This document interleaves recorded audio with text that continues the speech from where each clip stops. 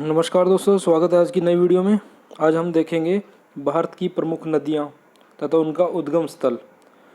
ठीक है, तो चलो देर न करते वीडियो स्टार्ट करते हैं। भारत में अनेक छोटी बड़ी नदियाँ हैं। अपनी सहायक नदियों के साथ भारत भूमि को पवित्र करते हुए बहती हैं। भारत की कुछ प्रमुख नदियाँ की जानकारी दी गई है नीचे। चलो सबसे पहले देखते हैं। सबसे पहले हमारी नंबर 1 पे है सिंधु नदी। सिंधु नदी को इंडस नदी भी कहा जाता है। इस नदी का उद्गम तिब्बत स्थित मानसरोवर झील से हुआ। सिंधु नदी तिब्बत तथा भारत तथा पाकिस्तान में बहते हुए अरब सागर में मिल जाती है। सिंधु नदी की लंबाई लगभग ये है 2880 मीटर है तथा यह भारत में 992 किलोमीटर लंबी है। सिंधु नदी की प्रमुख सहायक नदियाँ झेलम, चिनाब, रावी, व्यास, सतलुज है। अगली नदी है हमारी झेलम नदी। झेलम नदी का उद्गम कश्मीर घाटी के शेषनाग झील के निकट बेरनाग नामक स्थान से हुआ है। वूलर झील में मिलने के बाद यह पाकिस्तान में प्रवेश करती है। ठीक है, तथा चिनाब नदी में मिल जाती है। झेलम की कुल लंबाई है 724 किलोमीटर। भारत में यह कितनी है? 400 किलोमीटर लंबी है। इसकी लंबाई जो भारत में है वो 400 किलोमीटर है। नेक्स्ट देखते हैं। नेक्स्ट है हमारी व्यास नदी। इस नदी का उद्गम स्थल हिमालय के रोहतांग दर्रे से हुआ है, के समीप व्यास कुंड से हुआ है। इसकी कुल लंबाई 470 किलोमीटर है और यह कुल लंबाई 470 किलोमीटर तय करते हुए पंजाब में सतलुज नदी में मिल जाती है। नेक्स्ट है हमारी नंबर 4 चेनाब नदी। चेनाब नदी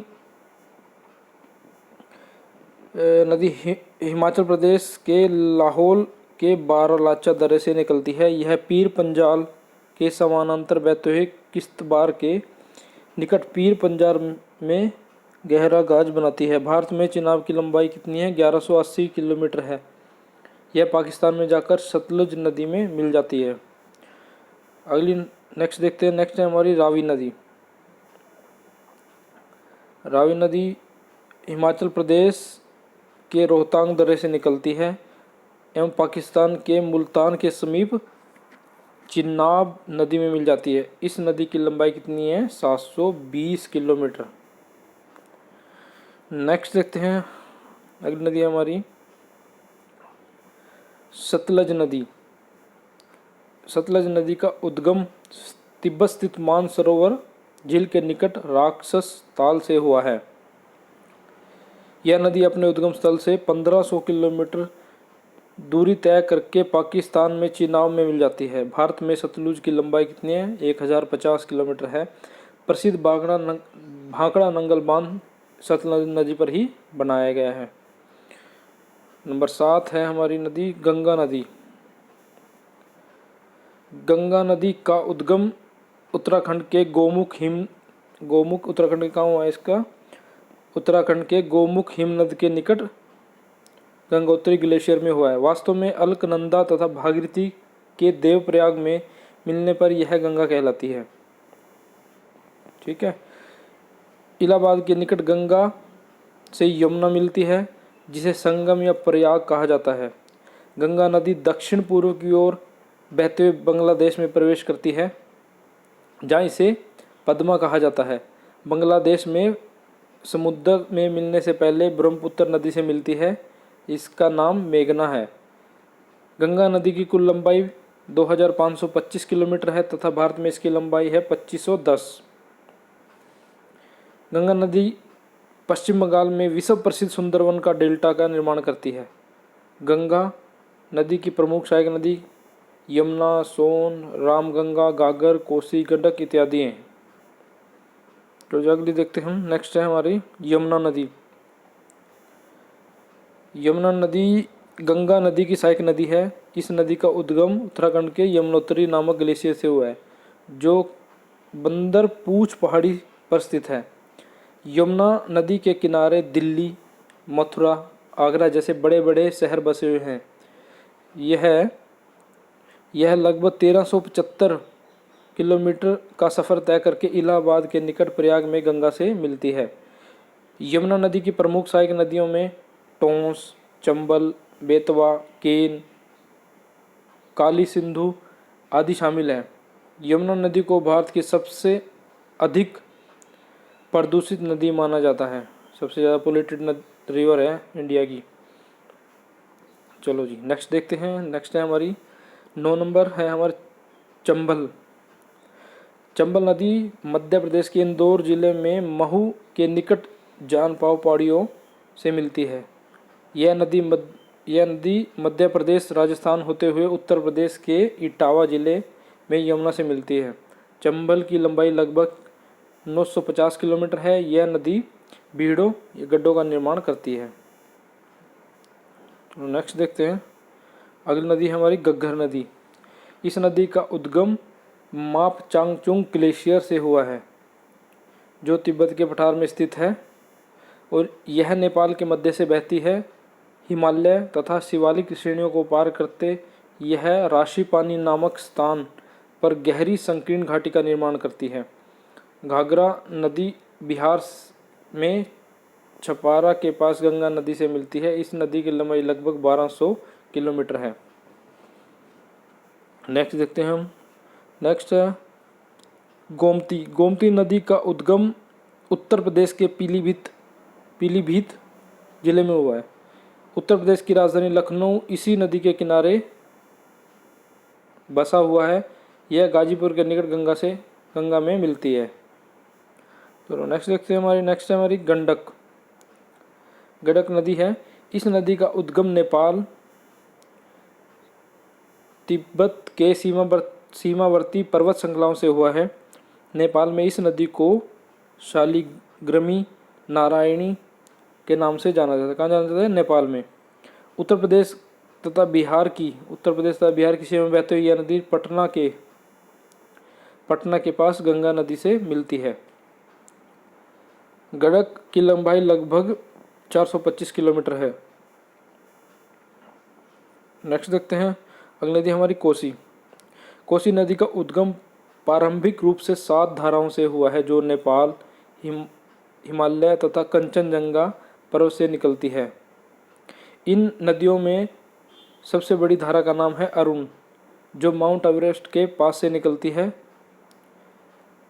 गंगा बिहार के मैदानी भागों में बहते हुए यह भागलपुर जिले में गंगा नदी में मिल जाती है। ठीक है। कोसी नदी की लंबाई लगभग 750 किलोमीटर है। कोसी नदी अपना मार्ग परिवर्तन एवं भयंकर बाढ़ के लिए कुख्यात है। प्रतिवर्ष बिहार में जनधन की अपार क्षति पहुंचाती है, इसलिए इसको बिहार का शोक कहा जाता है। अक्सर ये क्वेश्चन आता है कि बिहार का शोक किस नदी को कहा जाता है? दामोदर नदी। दामोदर नदी। इस नदी का उद्गम छोटा नागपुर पठार के पलामू पहाड़ी में हुआ है। यह झारखंड से बहती हुई पश्चिमी बंगाल में प्रवेश करती है तथा हुगली नदी में मिल जाती है। दामोदर नदी द्वारा पश्चिम बंगाल में बांध से बाहरी तबाही लाती है, इसलिए इसे पश्चिमी बंगाल का शोक कहा जाता है। पश्चिम बंगाल का शोक किसे कहा जाता है? दामोदर नदी को। इस नदी पर दामोदर घाटी परियोजना संचालित है, जो अमेरिका की टेनेसी नदी घाटी परियोजना पर आधारित है।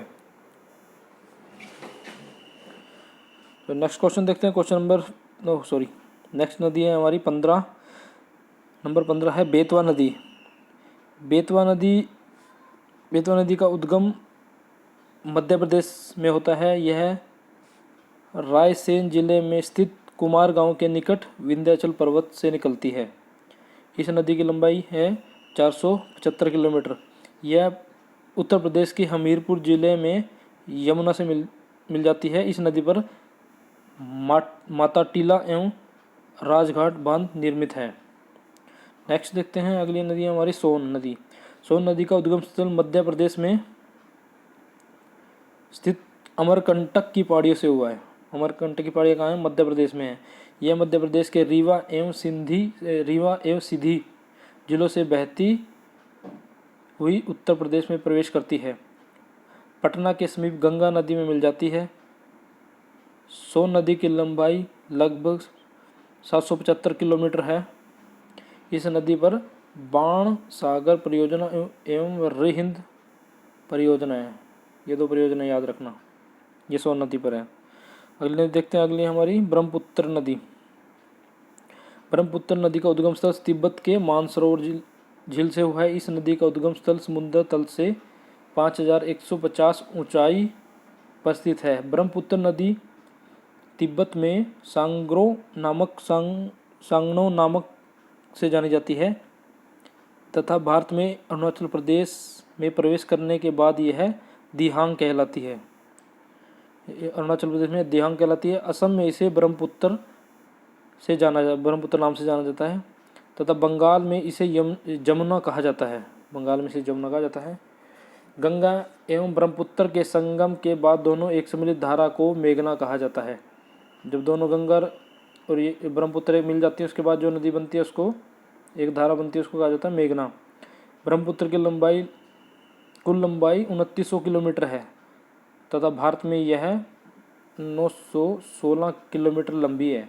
इस नदी पर असम राज्य में विश्व का सबसे बड़ा नदी द्वीप मांजेली द्वीप है, याद रखना। नेक्स्ट नदी है हमारी नर्मदा। यह नदी मध्य प्रदेश के विंध्याचल पर्वत में स्थित अमरकंटक की पहाड़ियों से निकलती है। यह अपने उद्गम स्थान से पश्चिम की ओर 1312 किलोमीटर की लंबाई तय करती हुई गुजरात में भड़ोच के निकट खंबात की खाड़ी में गिर जाती है। नर्मदा नदी पर डेल्टा का निर्माण नहीं करती, यह एक एक्सचुअरी निर्माण करती है। इस नदी पर इंदिरा सागर परियोजना, ओंकारेश्वर परियोजना तथा सरदार सरोवर परियोजना ये अक्सर आते हैं। ये क्वेश्चन अक्सर पूछा जाता है, सरदार सरोवर परियोजना किस नदी पर है। नेक्स्ट देखते हैं, नेक्स्ट है हमारा ताप्ती नदी। इस नदी का उद्गम स्थल मध्य प्रदेश के बैतूल जिले के मुल्ताई नगर के पास हुआ है। ताप्ती नदी पश्चिम की ओर नर्मदा नदी के समानांतर बहती हुई गुजरात में सूरत निकट खंबात की खाड़ी में गिर जाती है। इसकी लंबाई है हमारी 724 किलोमीटर लंबाई है। तो जी नेक्स्ट देखते हैं, अगली नदी है हमारी महानदी। महानदी का उद्गम हुआ छत्तीसगढ़ राज्य में रायपुर जिले में स्थित सीमा पहाड़ियों से होता है। यह नदी छत्तीसगढ़ एवं उड़ीसा राज्य में 857 किलोमीटर बहती हुई बंगाल की खाड़ी में गिर जाती है। इस नदी पर उड़ीसा राज्य में प्रसिद्ध हीराकुंडा बांध, ये क्वेश्चन आता है बहुत बार, हीराकुंडा बांध किस नदी पर है या महानदी पर कौन सा बांध है, हीराकुंडा बांध, ये क्वेश्चन। अगले देखते हैं नदी गोदावरी। इस नदी का उद्गम महाराष्ट्र के नासिक जिले में होता है। गोदावरी कहाँ है, महाराष्ट्र में। गोदावरी नदी दक्षिण भारत की सबसे लंबी नदी, कई बार ये क्वेश्चन पूछा जाता है कि दक्षिण भारत की सबसे लंबी नदी कौन सी है, गोदावरी। इसकी लंबाई 1465 किलोमीटर है। अपने विशाल आकार के कारण इस नदी को दक्षिण की गंगा एवं वृद्ध गंगा के नाम से जाना जाता है। ये भी क्वेश्चन आता है, दक्षिणी गंगा किसे कहा जाता है, वृद्ध गंगा किस नदी को किस नाम, मतलब गोदावरी नदी को किन दोनों में से जाना जाता है। यह महाराष्ट्र, आंध्र प्रदेश, तेलंगाना के पठार को पार करती हुई बंगाल की खाड़ी में गिर जाती है। अगली है हमारी कृष्णा नदी। कृष्णा नदी महाराष्ट्र के महाबलेश्वर निकट एक झरने से निकलती है। यह महाराष्ट्र, कर्नाटक तथा आंध्र प्रदेश में बहती हुई विजयवाड़ा के निकट विभिन्न शाखाओं में बंगाल की खाड़ी में मिल जाती है। इसकी लंबाई 1400 किलोमीटर है। कृष्णा नदी पर नागार्जुन परियोजना एवं श्री सैलम परियोजना निर्मित है। ये दो क्वेश्चन अक्सर आते हैं, उनमें सबसे ज़्यादा ये क्वेश्चन आता है। नेक्स्ट देखते हैं, नेक्स्ट है कावेरी नदी। कावेरी नदी का उद्गम कर्नाटक राज्य के कुर्ग जिले में स्थित ब्रह्मगिरी की पहाड़ियों से हुआ है। कावेरी नदी में प्रसिद्ध शिव समुद्रम जलप्रपात स्थित है। यह नदी 800 किलोमीटर दूरी तय करते बंगाल की खाड़ी में गिर जाती है। नेक्स्ट है हमारी शिप्रा नदी मध्य प्रदेश के इंदौर जिले में स्थित काकरी बरडी पहाड़ियों से निकलती है। इस नदी के किनारे उज्जैन का विश्व प्रसिद्ध महाकालेश्वर मंदिर है, जहाँ प्रत्येक 12 वर्षों में कुंभ का मेला लगता है। ये इम्पोर्टेंट है। नेक्स्ट है हमारा माही। इस नदी का उद्गम अरावली पर्वत श्रृंखलाओं से होता है तथा गुजरात में खंभात की खाड़ियों में गिरती है। यह नदी कर्क रेखा को 2 बार काटती है। तो ये क्वेश्चन भी कई बार पूछ लिया जाएगा कि कौन सी नदी भारत में कर्क रेखा को 2 बार काटती है, तो वह है माही नदी है। नेक्स्ट है हमारी साबरमती लास्ट है ये। साबरमती राजस्थान के उदयपुर में अरावली पर्वत श्रृंखला से निकलती है तथा खंभात की खाड़ी में मिल जाती है। इस नदी के किनारे अहमदाबाद तथा गांधीनगर बसे हुए हैं। तो दोस्तों आज की वीडियो यहीं समाप्त होती है। अगर आपको अच्छा लगे तो हमारा चैनल को सब्सक्राइब करें, लाइक करें, शेयर करें। Okay, thank you very much.